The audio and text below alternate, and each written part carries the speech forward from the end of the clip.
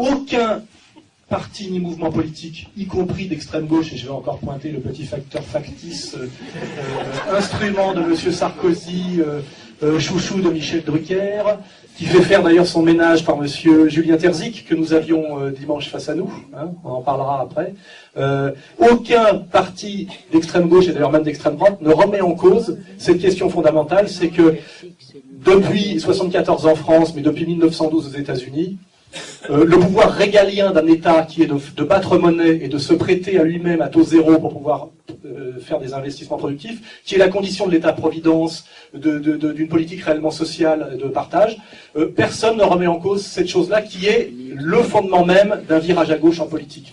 D'où vient la fin de l'État-providence en France? D'où viennent les inégalités et l'hyperendettement de la France? Uniquement parce que la France, comme les autres pays d'Europe avant, empruntait pour ses investissements propres à taux zéro à elle-même, et c'était remboursé par la création de valeur ajoutée et le dynamisme économique. Aujourd'hui, elle est obligée par des lois scélérates, qui sont les trahisons de nos élites, d'emprunter sur le marché privé, aux banques privées, au taux d'intérêt imposés par les banques. Et cette seule différence qui est fondamentale fait que d'un seul coup, on passe d'une politique de partage et d'une politique sociale à une politique d'appauvrissement, de paupérisation et d'inégalité. Or, vous verrez jamais Besancenot parler de ça. Kennedy a essayé d'en parler à un moment donné. 3 mois après, il était mort. Vous voyez ? Hein, c'est pareil, sur Internet, vous trouvez tout ça, des vidéos sur l'argent-dette, des vidéos sur l'histoire de la privatisation de la réserve fédérale américaine.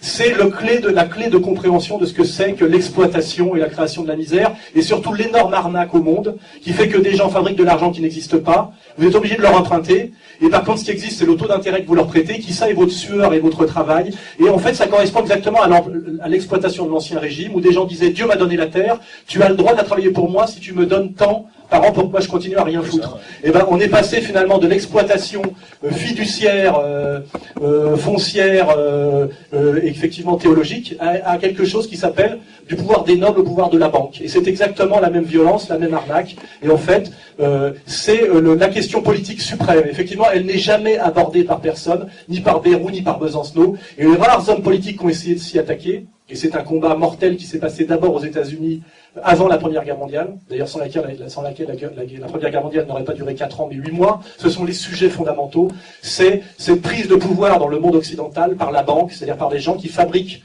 quelque chose qui n'existe pas, qui est du papier-monnaie, mais qui ont le droit, qui est un privilège politique qu'ils se sont donné eux-mêmes, de racketter la terre entière par le taux de profit.